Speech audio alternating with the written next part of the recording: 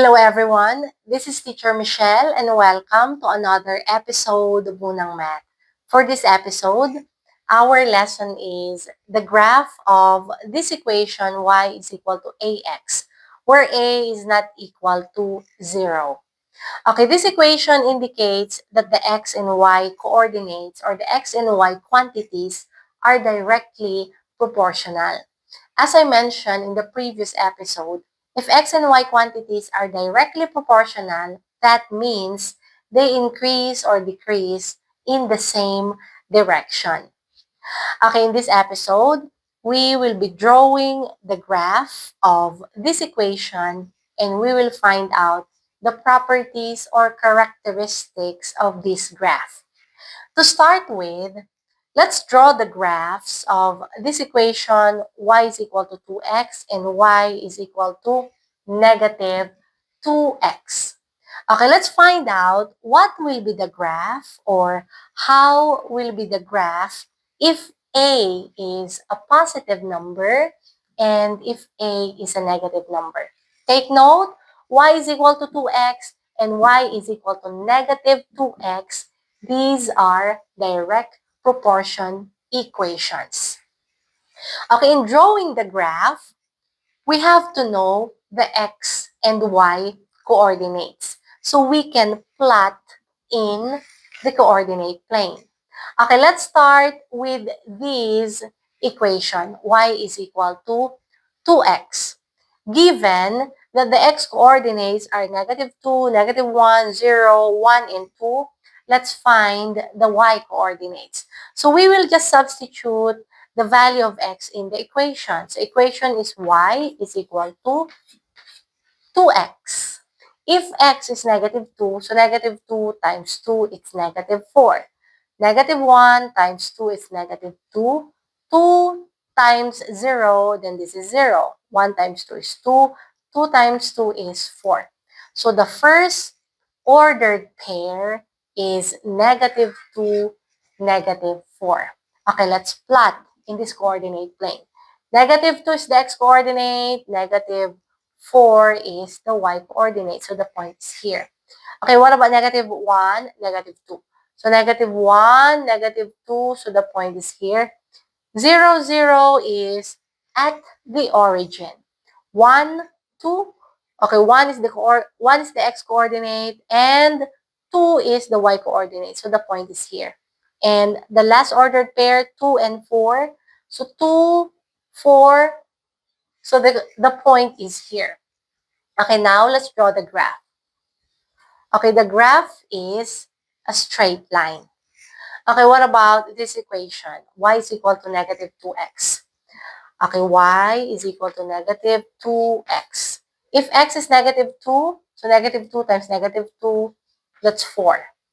Negative 1 times negative 2, 2. 0 times negative 2 is 0. 1 times negative 2 is negative 2. 2 times negative 2 is negative 4.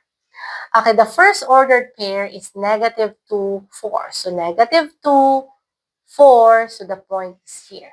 Negative 1, 2. Okay, negative 1, 2. So the point is here. 0, 0. Origin. Okay, 1, negative 2. So we have 1, negative 2. Point is here. 2, negative 4. So the point is here. Okay, let's draw the graph. The graph looks like this. So it's a straight line.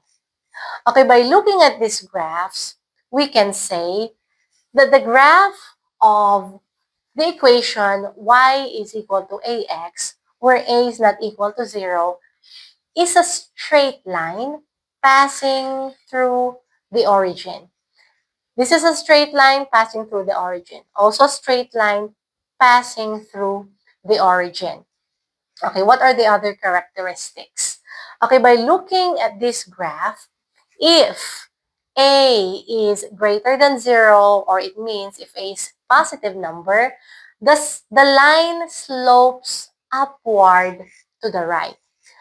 Okay, if a is a negative number, the line slopes downward to the right. Okay, moving on.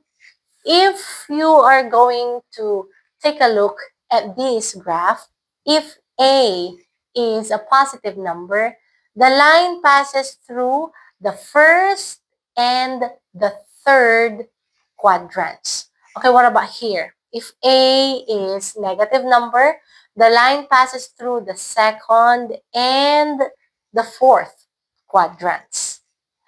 Okay, third characteristics. If A is a positive number, the value of X increases, the value of Y also increases. Okay, here X is negative 2, Y is negative 4. X is negative 1, Y is negative 2. So the value of X increases, the value of Y also increases. What about here? If A is a negative number, the value of X increases while the value of Y decreases. Okay, if X is negative 2, Y coordinate is 4. X coordinate is negative 1, Y coordinate is 2. So the value of X increases, but the value of Y decreases. Okay, moving on. For the fourth characteristic or property, let's find out the fourth characteristic or property by drawing the graphs of these equations. We have y is equal to 2x, y is equal to 5x, y is equal to negative 2x, and y is equal to negative x. Okay, using the first three characteristics or properties that we learn, okay, let's draw the graphs of these equations. These equations are direct proportion equations. Okay, we know already that if it's a direct proportion equation, the graph passes through the origin. And if A is a positive number, then the line or the graph slopes upward and it passes through the third and the first quadrants. Okay, if A is a negative number, then the graph slopes downward to the right and it passes through the second and the fourth quadrants. But all of these graphs, since these are direct proportion equations, all the graph passes through the origin. Okay, using those concepts, let's draw the graphs of these equations. Okay, we have here y is equal to 2x. Let's say x is 1. So if the x coordinate is 1, so 1 times 2, then the y coordinate is 2. Okay, now let's plot these coordinates in this coordinate plane. So if x coordinate is 1, y coordinate is 2. So the point is here.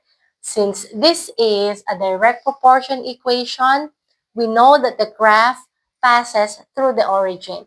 So we can draw or we can say that the graph looks like this. So this is the graph of this equation, y is equal to 2x. Okay, what about y is equal to 5x?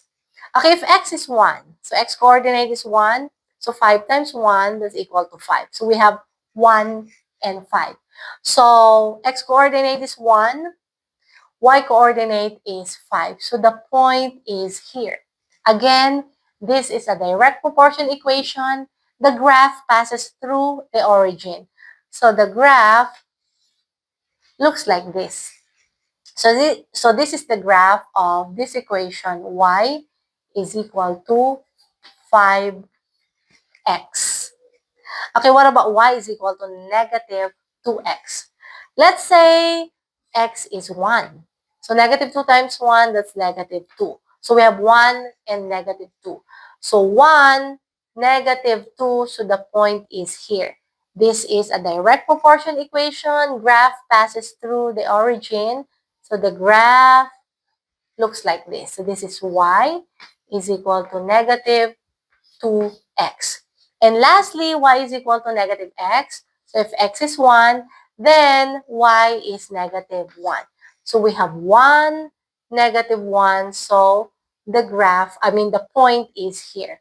So our graph looks like this. So this is the graph for this equation y is equal to negative x. So what is then the fourth characteristic or property? Okay, by looking at these graphs, we can say that the larger the absolute value of the coefficient of x, the closer the line is to the y-axis. Okay, when we say absolute value, meaning we will disregard the signs of the number. So, coefficients, disregarding the signs, we have 2, 5, 2, and 1. So according to this one, the larger the absolute value of the coefficient of x, the closer the line is to the y-axis. Okay, comparing 2 and 5. So 5 is larger. So where is y is equal to 5x? So y is equal to 5x. This is the graph, and this is closer to the y-axis comparing to this graph of y is equal to 2x. Okay, what about here? 2 and 1. 2 is larger than 1. So y is equal to negative 2x. The graph is this line, and it's closer to the y-axis, comparing to the graph of y is equal to negative x. So the larger the absolute value of the coefficient of x, the closer the line is to the y-axis. That is the fourth property or characteristic. Okay, this time, let's answer this concept check question. The following is description of the graph of directly proportional relationship. This equation y is equal to 3x. We're going to fill in the blanks with the correct answers.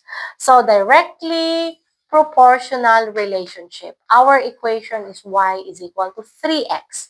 A is a positive number.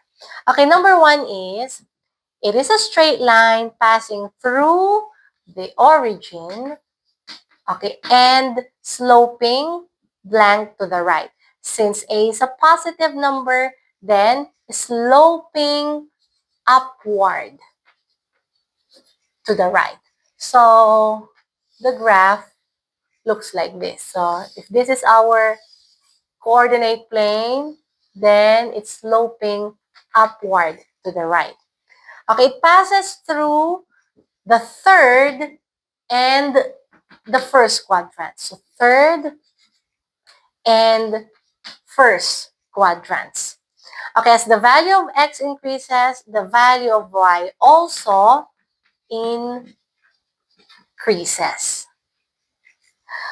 Okay, now let's answer this simple problem.